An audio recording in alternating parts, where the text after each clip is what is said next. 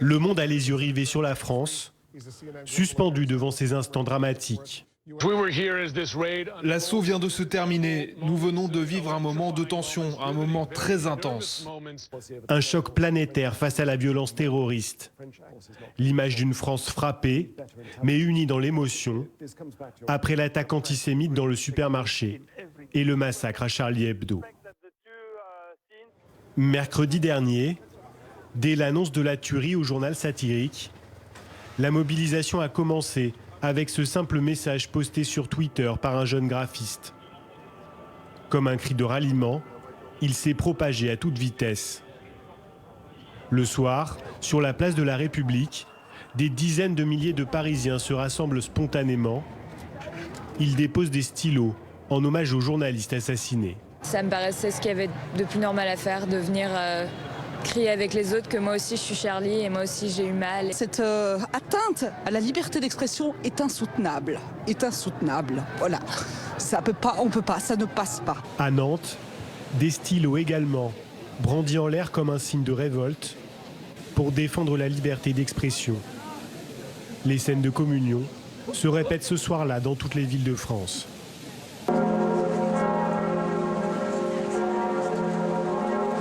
Le lendemain, la nation est en deuil. Il est midi. Notre-Dame sonne le glas pendant de longues minutes. Le visage fermé, des centaines de personnes respectent une minute de silence sous la pluie battante.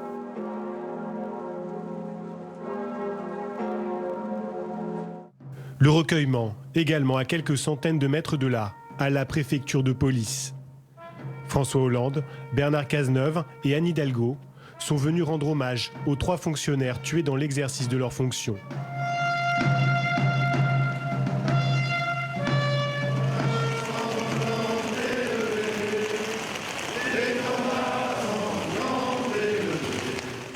Dans la cour d'honneur du Palais Bourbon, les députés entonnent la Marseillaise. Le peuple français doit faire front et il doit montrer à ces terroristes, à ceux qui ont agi sur le sol français et à ceux qui les télécommandent de l'extérieur, que la démocratie vaincra. Elle est beaucoup plus forte que ces idéologies qui sont des idéologies mortifères. Aujourd'hui, nous combattons bien entendu pour renforcer nos valeurs de liberté, égalité, fraternité, laïcité sur le territoire national, mais c'est un message aussi en direction des pays qui combattent pour connaître la liberté que de leur montrer que nous sommes capables de nous rassembler sur l'essentiel lorsque l'on essaye de menacer cet essentiel.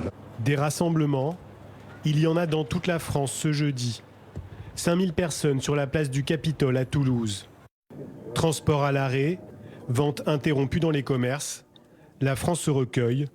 Chacun s'est senti visé par l'attentat. Charlie Hebdo et ses dessinateurs sont des personnes qu'on connaît et qu'on suit, qui nous font rire et que savoir avoir touché ces personnes-là, c'était toucher toute la France entière. En tant que nous musulmanes, on le dit, on n'est pas d'accord avec ça.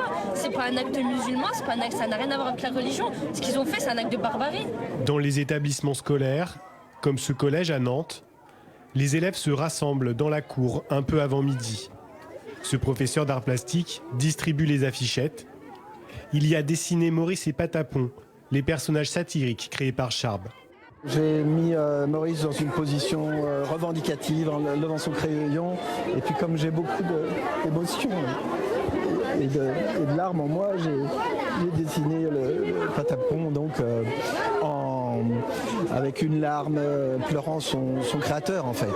Les valeurs essentielles de notre République ont été visées. Je vous demande donc de nous recueillir durant 1 minute en silence à la mémoire de ceux qui sont morts hier pour nous informer et pour nous faire rire.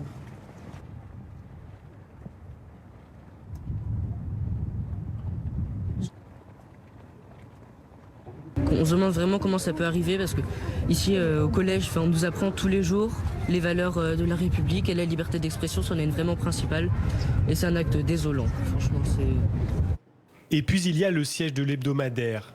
Il croule sous les bouquets et les messages de soutien. Ceux des Parisiens.